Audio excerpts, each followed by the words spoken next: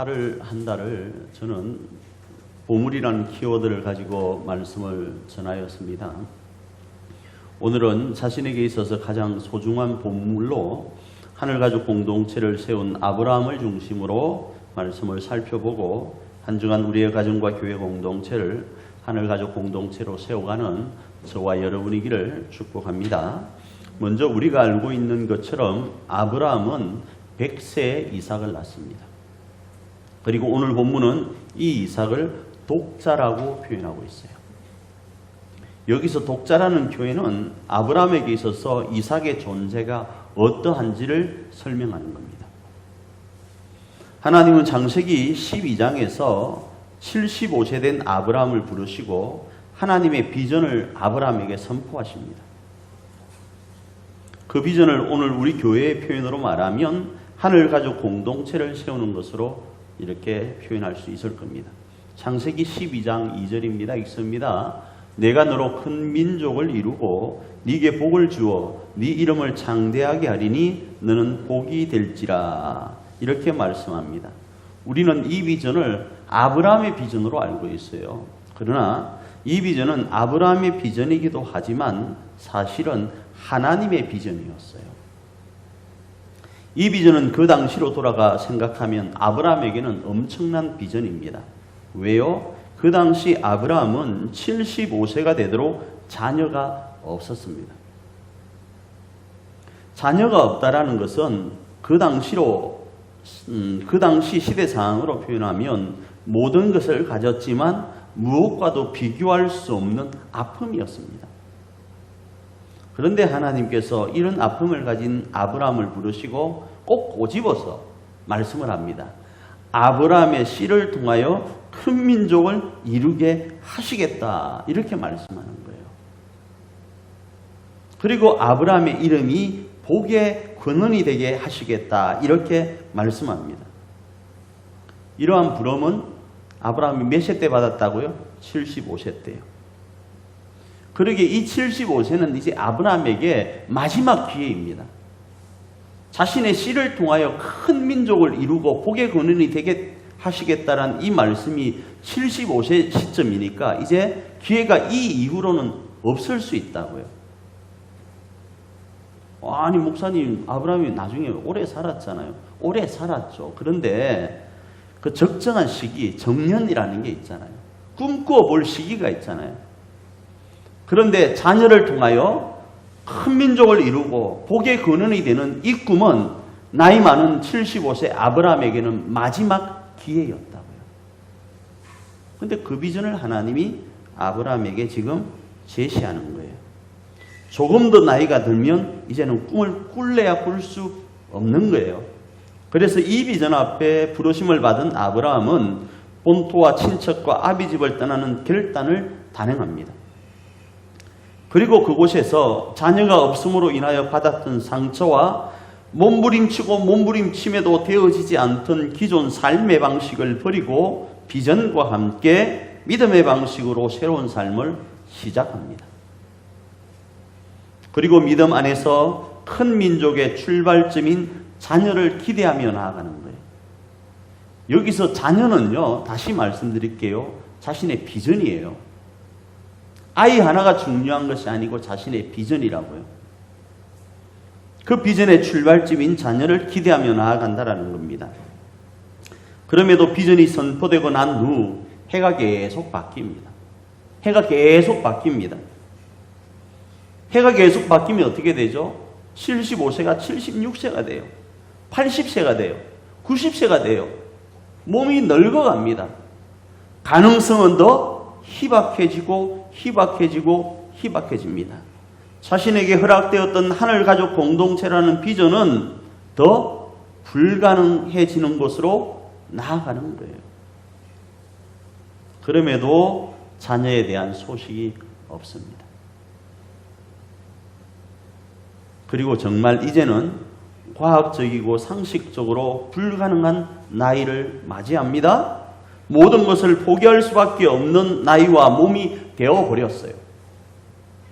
그때 하나님께서 소돔과 고모라의 심판과 관련하여 천사를 아브라함에게 보냅니다. 보낼 때 아브라함과 사라에게 아들이 있을 것이다. 이렇게 말하는 거예요. 그러자 과학적으로 이성적으로 자신의 몸을 알고 있는 사라가 이렇게 웃습니다. 이렇게요. 창세기 18장 13절입니다. 읽습니다. 여호와께서 아브라함에게 이르시되 사라가 왜 웃으며 이러기를 내가 늙었거늘 어떻게 아들을 낳으리요 하느냐, 이렇게 이야기하는 거예요. 자, 이 표현에 지문을 붙인다면 여러분 이걸 이제 사라가 웃는 부분 있잖아요. 아까 조금 전에 제가 이랬다고 했는데 여기에 이게 만일에 영화나 드라마라고 치면 지문이라는 게 있을 거 아니겠어요? 어떻게 웃었다를 표현하게 하기 위해서 지문에 만일에 부드러운 소리로 웃었다, 부드러운 소리로 웃으며 하면 뭐 이렇게 웃겠죠. 미안합니다. 자, 그 다음에 예쁜 소리와 고운 목소리로 웃었다 그러면 뭐 이렇게 웃겠죠. 그죠? 자, 그 다음에 큰 소리로 웃었다 그러면 하하 뭐 이렇게 웃었을 거예요. 만일에 비웃음이 하면 아까처럼 뭐 이렇겠죠. 혼잣말로 웃었다면 이랬겠죠. 원망하며 웃었다면 뭐 이랬겠죠. 앙칼진 소리, 이건 또 어떻게 내야 되지? 뭐 이랬겠죠. 어쨌든 간에 만일 저와 여러분이라면, 이 사라의 시점이라면 이 지문을 어떻게 표현했겠어요? 몸은 이제 나이가 너무 많이 들어서 아이를 가질 수 없다고 과학적으로 이성적으로 판단되는 시기예요. 그런데 아들을 낳는다고 이야기를 하니까 여러분은 어떻게 하겠어요? 지문에다가 갈로 열고 뭐라고 표현하겠어요? 자, 어찌되었든 더 세월이 지납니다. 그러고 나서 더 세월이 지나고 나서 완전히 더 이제 불가능한 100세에 아들을 낳아요. 자, 그리고 그렇게 태어난 아들의 이름을 뭐라고 짓죠? 이삭이라고 짓는데 그 이삭의 이름이 뜻이 뭐죠? 웃음이라는 뜻이에요. 이 이름 속에는 이렇게 표현할 수 있습니다. 나는 불가능해서 웃었지만 신실하신 하나님은 약속을 지키시고 아들을 주셨다라는 뜻이 포함되어 있을 거예요. 나는 웃었지만 신실하신 하나님은 불가능한 가운데서도 나에게 약속을 지키고 아들을 주셨다. 그런 거예요. 이삭은 하나님이 주신 아들입니다. 그래서 하나님도 이 이삭을 오늘 본문을 통하여 말씀할 때 뭐라고 한다고요? 독자라는 표현을 쓰는 거예요. 하나님께 이 독자라는 표현은 가슴 아픈 단어가 나중에 됩니다. 왜요? 자신의 독자 예수 그리스도를 우리를 위하여 주시는 내용이 나중에 포함되어 있게 되니까요. 그런 거예요. 하나님의 이러한 표현은 이삭은 아브라함에게 있어서 누가 뭐래도 뭐요? 보물 중에 보물이라는 이야기입니다. 그런데 오늘 본문에서 하나님은 그 보물 중에 보물인 이삭을 하나님께 다시 바치라고 하는 거예요. 이 말씀 앞에 짧게 생각하면 불가능 가운데 이삭을 주신 하나님보다 이삭을 우선시하며 거부하는 마음과 조금이라도 기쁜 생각 가운데 있게 되면 무엇인지는 모르지만, 하나님의 의도가 어떤 것인지는 모르지만 뭔 느낌이, 하나님이 바치라고 하는 느낌이 있겠다, 이 생각을 할 수 있겠죠. 다시요. 그냥 간단하게 생각하면 불가능한 가운데 이삭을 주셨는데 왜 또 바치라고 그래? 이제 희망이, 한 가닥 희망이 생겼는데 그 희망의 싹을 왜 자르라고 하지? 라고 하면서 거부하는 마음이 생길 수 있어요. 간단하게 생각하면. 왜요? 큰 민족을 이루는 데는 이삭이 필요하잖아요. 이삭이 없으면 안 되잖아요. 그래서 거부하려는 마음이 짧은 생각이 있을 수 있어요. 그런데 조금 깊이 생각하면 하나님이 내가 완전히 불가능한 가운데 주셨기 때문에 바치라고 할 때는 무슨 의도가 있지 않을까. 하나님을 신실하게 신뢰한다면 이 생각을 할 수 있는 거예요. 그러나 하나님을 신실하게 신뢰하지 않으면 내 눈에 보이는 생각 가운데서는 거부하는 마음이 먼저 앞설 수 있게 되는 거예요. 여기서 많은 사람들이 갈등합니다. 그런데 아브라함은 이 말씀의 결과는 모르지만 하나님의 신실하심만을 바라보고 순종해버려요. 그 옛날 갈 바를 알지 못한 상태에서도 하나님을 신뢰함으로 본토와 친척과 아비집을 떠난 것처럼 그 처음 마음으로 순종합니다. 그리고 하나님의 비전이자 자신의 비전인 하늘가족 공동체를 세웁니다. 그런 거예요. 하늘가족 공동체는 그냥 주어지지 않습니다. 하나님을 신뢰하며 순종할 때 하나님은 그 보물이 마중물이 되게 하세요. 마중물요. 모세를 갈대 상자에 담아서 나일강에 띄울 때 요게벳이 불렀던 노래라고 하면서 우리가 불렀던 노래가 있죠. 그 가사 중에 이런 가사가 있습니다. 참 주인이신 하나님께 너의 삶을 맡긴다라는 가사가 있어요. 모세를 나일강에 띄울 때 요게벳이 한 노래를 가사로 표현한 것이요. 이 말이 뭔가요? 신실하신 하나님을 신뢰하며 맡기고 순종할 때 역사가 일어남을 바라보며 그 하나님 앞에 의탁하는 것 아니겠어요? 하늘의 미랄이 그러합니다. 하늘의 미랄을 땅에 묻어버리면 하늘의 미랄만 손해봅니다. 그러나 하나님이 자라게 하실 것을 믿으며 그 안에 그 땅에 심자 역사가 일어나는 거예요. 사렙다 가부가 그랬습니다. 엘리야에게 자신이 먹고 이제 마지막 것을 먹고 아들과 죽으려고 했는데 그걸 하나님이 바치라고 하자 그곳에 역사가 일어났었어요. 심지어 하나님의 독자 예수님이 아사셀의 염소가 되시고 6월절의 어린 양이 되심으로 인류가 하나님 안에서 하늘가족 공동체를 세울 수 있게 된 것과 마찬가지인 거예요. 이것이 우리 석천의 가정과 교회 공동체를 하늘가족 공동체로 세우는 하늘의 법칙이에요.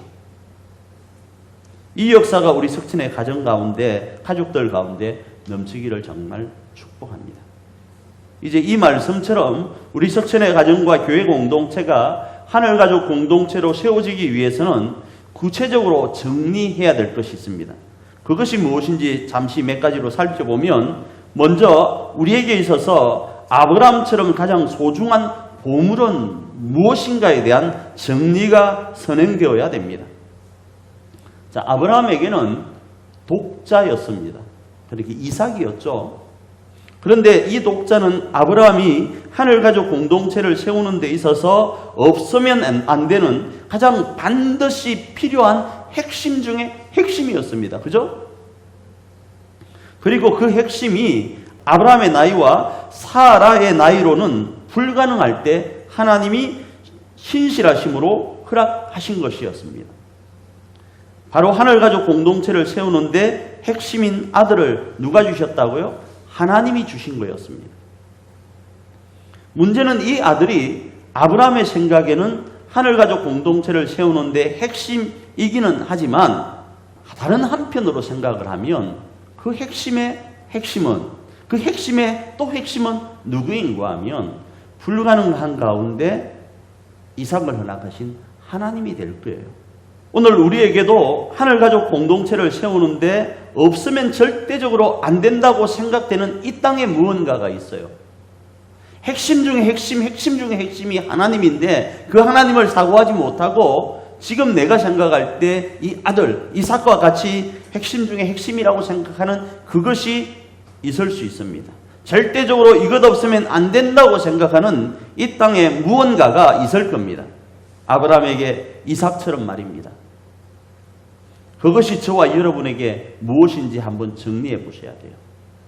여러분의 가정과 우리 교회와 이 나라 대한민국 가운데 역사가 일어나기 위해서는 하나님 나라가 세워지기 위해서는 우리 교회 편으로 하면 하늘가족 공동체가 세워지기 위해서는 우리가 정말로 소중하게 여기는 이것 아니면 안 되라고 생각하는 그것이 우리에게 무엇인지를 생각해 봐야 됩니다. 그리고 그걸 하나님께 바쳐야 돼요. 다음으로 하나님은 왜 꼭 보물 중에 보물, 핵심 중에 핵심이라고 하는 그것을 바치라고 하는가에 대한 정리가 선행되지 않으면 우리가 또 이 일을 실천하기가 어렵습니다. 그 이유는 우리 석천의 가정과 교회 공동체를 하늘가족 공동체로 세우는 비전은 우리들만의 비전이 아니라 아까도 말씀드린 것처럼 하나님의 비전이기 때문에 그렇습니다. 이런 이유 때문에 하나님은 자신의 비전에 맞추어서 우리를 부르셨어요. 그리고 우리를 부르시고 우리 석천의 가정과 교회 공동체로 사도적 사명과 함께 보내신 거예요. 그러기에 우리 석천의 가정과 교회 공동체가 하늘가족 공동체로 세워지기 위해서는 가장 우선적으로 필요한 것이 세상에서는 이삭이죠. 그러나 아까 말씀드린 것처럼 세상에서는 핵심 중에 핵심이 이삭이지만 그러나 그 핵심 중에 핵심 중에 핵심 중에 또 핵심을 바라보면 이삭을 불가능한 가운데 주신 누가 됩니까? 하나님이 되는 거예요. 그 하나님이 이삭보다 우선되어야 하는 거예요. 다른 표현으로 하면 하늘가족 공동체를 세우는 데 있어서 핵심 중에 핵심은 하나님이어야 된다는 거예요. 그런데 우리는 이 사실을 자꾸 망각합니다. 혹시 여러분 가장 행복한 나라가 뭐라고 생각하세요? 가장 행복한 나라. 그리고 가장 행복하기 때문에 그 행복이 영원했으면 좋겠다고 생각하는 나라, 그 나라를 여러분 뭐라 부르죠? 누구나 다 천국이라고 불러요. 천국은 가장 행복하고 영원히 행복한 나라의 대명사입니다. 그리고 그 천국을 우리는 하나님의 나라로 이해합니다.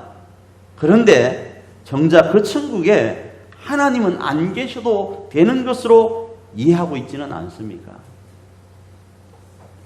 우리 석천의 가정과 교회 공동체가 하나님의 비전이고 우리의 비전이라면 우리의 교회와 우리의 가정이 하늘가족 공동체 되는 것이 하나님의 비전이고 우리의 비전이라면 그곳에는 하나님이 계셔야 돼요. 그런데 하늘가족 공동체 되기는 원하지만 그 공동체를 세우는데 하나님 안에서 이만저만한 것들이 핵심적인 또 다른 요소들이 있어야 되는데 이 요소들을 하나님보다 우위에 두는 경우가 있어요. 하나님은 안 계셔도 성적이 높고 하나님은 안 계셔도 건강하고 하나님은 안 계셔도 돈 많고 하나님은 안 계셔도 권세 있고 하나님은 안 계셔도 명예만 있으면 되고 하나님은 안 계셔도 교인 수만 많으면 되고 하나님만 안 계셔도 교회 건물 있고 수양관 있고 기도원이 있으면 된다고 생각하는 사고가 혹시 우리 가운데 있지는 않냐 이겁니다. 이런 모든 것 다음으로 하나님을 생각하고 있지는 않냐 이겁니다. 지난번 성탄절날 우리 청년들이 공연했던 무언극 기억하십니까? 여기서 했던 거, 의자 쭉 놓고 했던 거, 여러분은 그냥 보고 말아버렸나요? 바로 이 말씀이에요. 운전을 하고 갈 때에 제일 첫 자리에 누가 앉아 계셨죠? 예수님이 앉아 계셨어요. 그리고 그 예수님이 차츰차츰 한 단계 한 단계 뒤로 밀립니다.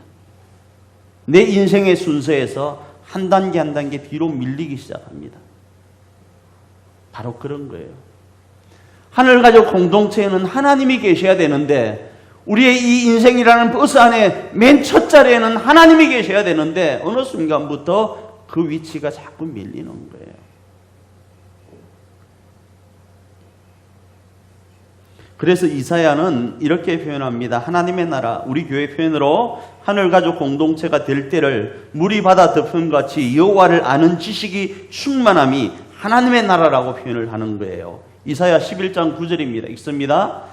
내 거룩한 산 모든 곳에서 해됨도 없고 상함도 없을 것이니 이는 물이 바다를 덮음같이 여호와를 아는 지식이 세상에 충만할 것임이니라. 이렇게 말씀하는 거예요. 다시는 눈물도 없고 다시는 아픔도 없고 다시는 싸움도 없는 영원한 행복한 나라, 그 하늘나라가 임하면 그곳에 하나님을 아는 지식으로 충만하게 될 거라는 거예요. 이제 이러한 말씀을 정리하면 우리 석천의 가정과 교회 공동체가 하늘가족 공동체 되기 위해서는 반드시 그 중심에 하나님이 우선적으로 있어야 됨을 알 거예요. 결단코 다른 무언가가 하나님의 자리에 앉으면 안 된다는 것을 알게 될 거예요. 비록 그것이 우리 눈과 세상의 가치로서 하늘가족 공동체를 세우는 필수 요소라 한다 할지라도 말입니다.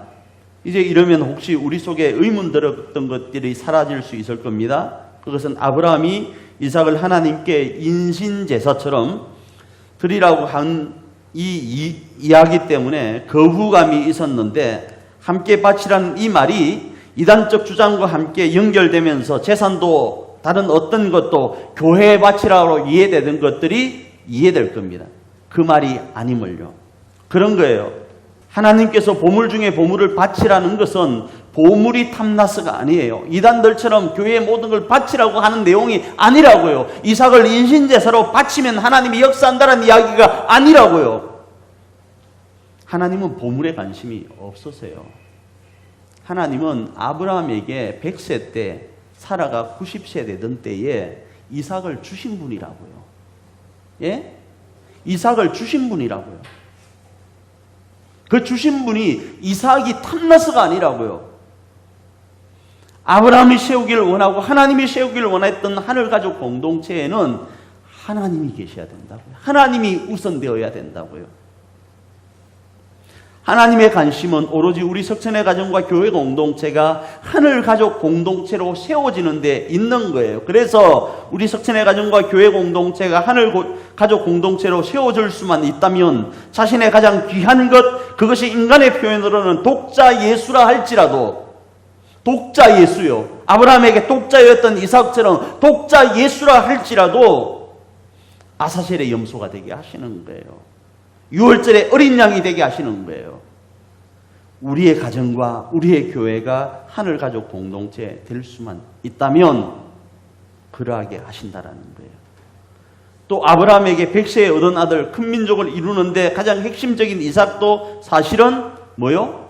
아브라함이 젊을 때 얻은 아들이 아니라는 사실을 가지고도 이해할 수 있지 않습니까?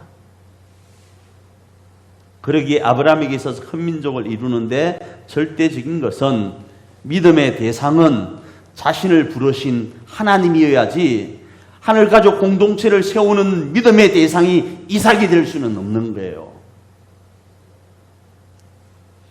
전능하신 하나님을 믿고 신뢰하며 나아갈 때, 순종할 때 하늘가족 공동체를 세울 수 있다를 말씀하시려는 내용이 뭐인가 하면 이삭, 보물 중에 보물을 바치라는 거예요. 결국 가정과 교회는 하늘가족 공동체를 세울 수 있는 방법은 믿음으로 세우는 거라고요. 바로 이 순종이 아브라함으로 이루시기를 원하셨던 하나님의 비전인 큰 민족을 이루는 능력이고 방법이었던 겁니다. 그래서 하나님은 순종한 아브라함에게 아브라함의 자녀들 또한 복의 근원이 되게 하신다고 말씀합니다. 창세기 22장 18절 말씀입니다. 읽습니다. 또 네 씨로 말미암아 천하 만민이 복을 받으리니 이는 네가 나의 말을 준행하였음이니라 하셨다 하니라. 이렇게 말씀하는 거예요.